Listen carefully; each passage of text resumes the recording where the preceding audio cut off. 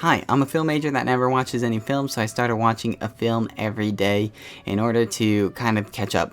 And the film I watched today was Gunpowder Milkshake, and this is an action comedy. It tries to kind of play along, tries to play with a lot of the action tropes in order to make comedic moments, and sometimes it succeeds and sometimes it doesn't.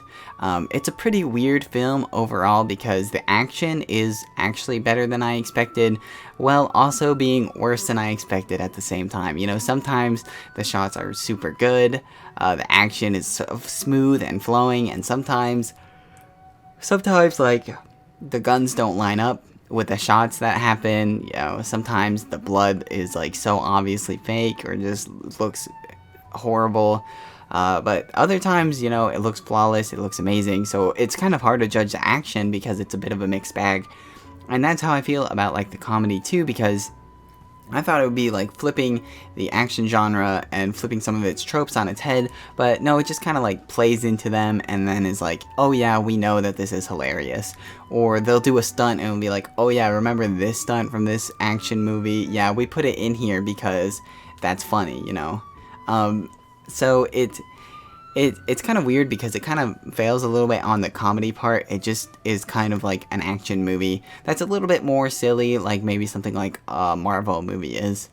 But some of the action is pretty intense. It's a lot more gory than I thought it would be. Not that it's actually a gory film, but it's just, you know, it's a little bit more intense than I thought they would be going for than with a comedy, because lots of times they have like these crazy action shots, and by crazy action shots I mean like you know, they have like a hammer and they like smash someone in the mouth with it a couple times and you like see it go in his mouth and like smash his teeth out, and it's like, oh, I wasn't expecting them to go that route because, you know, they're not doing it for like a comedic purpose, they're just doing it for like an action purpose. But you know, you could have just easily hit someone on the side of the head with a hammer, but no, they went for like this full shot with the mouth and everything going inside it. So it's a lot more technical, it's a lot harder to do, and they did it anyways. But lots of times with like these kind of movies, they only do those more intensive things if they have kind of like a joke lined up for it, or if there's a reason to be doing that. And they just kind of wanted to make the action more intense, and yeah, I don't know, sometimes it works, sometimes it didn't. Like I said before, sometimes the effects are really good, but then sometimes the blood just looks horrible. It looks so fake, or you can tell it's CGI, or you can tell that it was just like red paint. It's like not the same color as it was before, and it's like, I don't know, it's like those little things that take me out of the movie, and I just wish that they would have gone more like the comedy route, because there's this one fight scene that I do really like, and it's after this it's after like this painful scene. It's inside a hospital and everybody's passing around this oxygen tank and breathing in it like it's a drug of some sort, and they're all laughing and having a good time. And then they go into this action scene where, you know, the main chick is like paralyzed a little bit, so she can't really fight properly, so she's flailing around, and that one was pretty funny. Some of the action didn't line up in that shot, you know, like the guns were not pointed in the right direction or whatever, but some of that's forgivable because that scene was just more of a good time than like the other scenes are. Yeah, so that the comedy I feel falls flat for the most part. Sometimes I do like it, but for the most part it's just kind of whatever. And then the action's a little bit more intense than I would have thought it would be, but then sometimes it is not very good and it just immediately takes you out of the shot.